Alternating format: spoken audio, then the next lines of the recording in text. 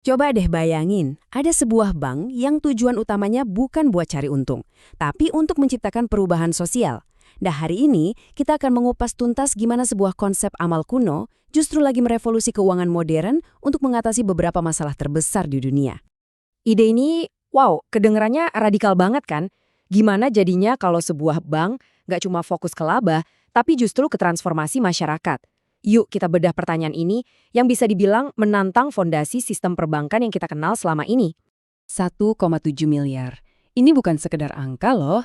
Ini adalah jumlah orang dewasa di seluruh dunia yang sama sekali nggak punya akses ke layanan perbankan.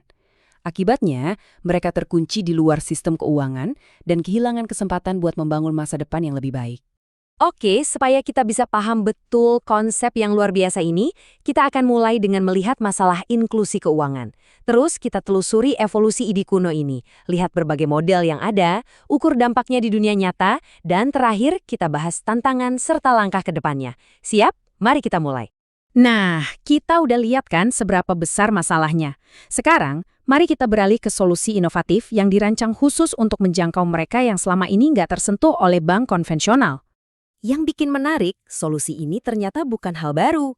Akarnya itu dari sebuah tradisi kuno yang udah ada berabad-abad lamanya. Ini adalah ide lama yang dibayangkan kembali untuk dunia modern kita. Jantung dari model ini adalah wakaf. Gampangnya gini, anggap aja ini seperti dana abadi untuk kebaikan. Jadi ada aset yang didonasikan untuk tujuan sosial dan manfaatnya akan terus mengalir. Selamanya. Seperti yang bisa kita lihat, konsep wakaf ini berevolusi secara signifikan.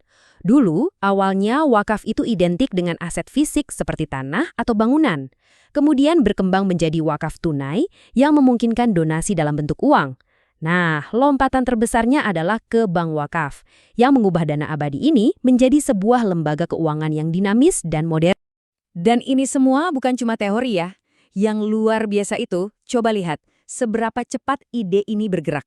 Dari cuma sekedar konsep di awal tahun 2010-an, sekarang kita udah bisa melihat studi dampak nyatanya di lapangan. Ini evolusi yang super cepat dari ide menjadi aksi. Evolusi ini ternyata melahirkan berbagai macam pendekatan.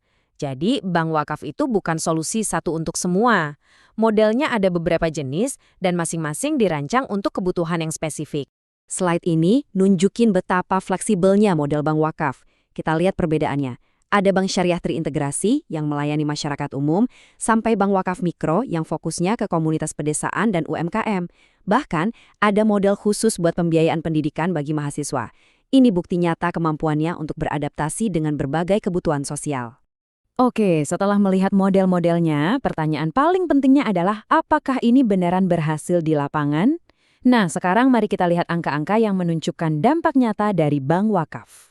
78%. Angka ini luar biasa. Di Indonesia, Bank Wakaf Mikro berhasil menjangkau 78% orang yang di daerah operasionalnya tadinya sama sekali nggak punya akses ke layanan perbankan.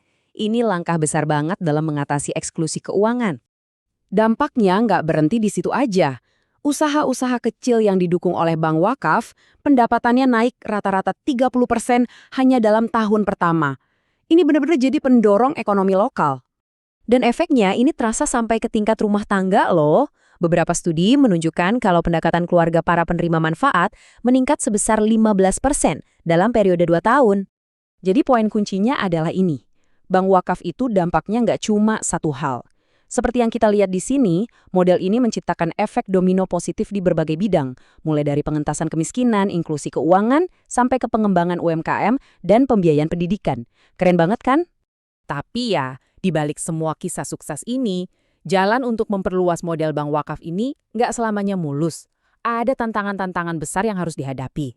Rintangan utamanya ada di beberapa area. Pertama, kerangka peraturan dari pemerintah yang belum sepenuhnya mendukung.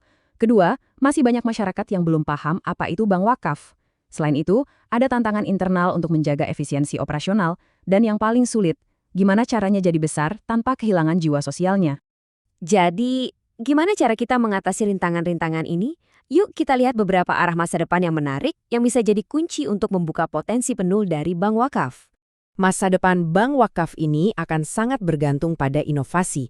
Maksudnya, mengintegrasikan teknologi finansial atau fintech biar jangkauannya makin luas. Terus, membangun jaringan internasional untuk saling belajar, dan yang nggak kalah penting, mengembangkan cara yang lebih baik untuk mengukur dampak sosial yang mereka ciptakan. Ini membawa kita ke pertanyaan penutup yang penting banget. Saat kita semua sedang mencari solusi keuangan yang lebih adil dan berkelanjutan, mungkinkah perpaduan antara kearifan kuno dan inovasi modern ini adalah kunci untuk membentuk kembali masa depan keuangan kita semua? Patut kita renungkan bersama.